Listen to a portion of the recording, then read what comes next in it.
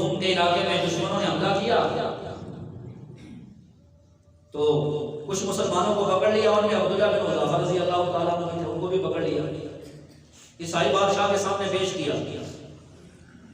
عیسائی بادشاہ نے کہا، بڑے خوبصورت نوجوان تھے حضرت عبداللہ بن حذافہ رضی اللہ تعالیٰ عنہ، کہا میں اپنی بیٹی کی شادی بھی تم سے کر دوں گا، شہزادی ہے میری بیٹی، اور اپنی آدھی سلطنت آدھی حکومت بھی تمہیں دے دوں گا، تم عیسائی ہو رہے ہو۔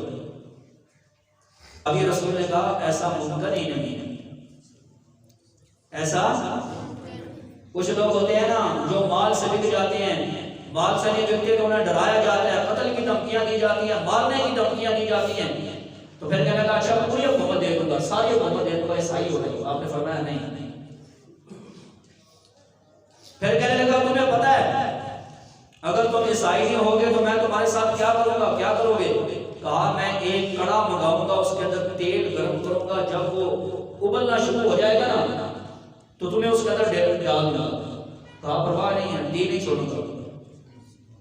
ایک مسلمان قیدی کو نکالا، اس کڑا کے اندر پھینک دیا، ان کی ہڈیاں موٹیاں الگ الگ ہو گئی۔ اب کہا بتاؤ، کہا میں تو دین اسلام نہیں چھوڑوں گا۔ حالانکہ اگر وہ وقتی طور پر کہہ بھی دیتے تو شریعت ایسے موقع پر رخصت بھی دے دیتی ہے، شریعت ایسے موقع پر پکڑ بھی نہیں فرماتی۔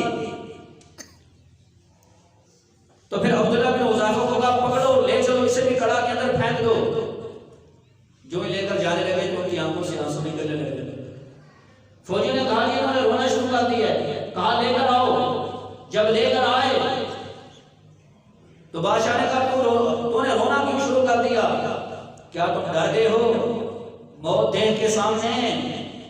کیا اپنے دین کو چھوڑنے کے لیے تیار ہو چکے ہو؟ تو آپ نے فرمایا میں تو اس لیے رو رہا ہوں کہ یا اللہ میرے پاس صرف ایک ہی جان ہے، میرے جسم پر جتنے بال ہیں کاش میرے پاس اتنے جانیں ہوتی، اور یا اللہ میں تیرے دین کی خاطر سب کو قربان کر دیتا ہوں۔ میرے بھائیوں اس کو کہتے ہیں وفاداری، اس کو کہتے ہیں میرے بھائیوں وفا کرنا اللہ سے، اللہ کے رسول صلی اللہ علیہ وسلم سے، اللہ کے دین سے وفا کرنا اس کو کہتے ہیں۔ تو بادشاہ پہ ایسا روب طاری ہوا کہ عبداللہ بن حذافہ کو کہنے لگا چلو میں آپ کو چھوڑ دیتا ہوں، صرف مجھے پیشانے پہ بوسہ دے دیا۔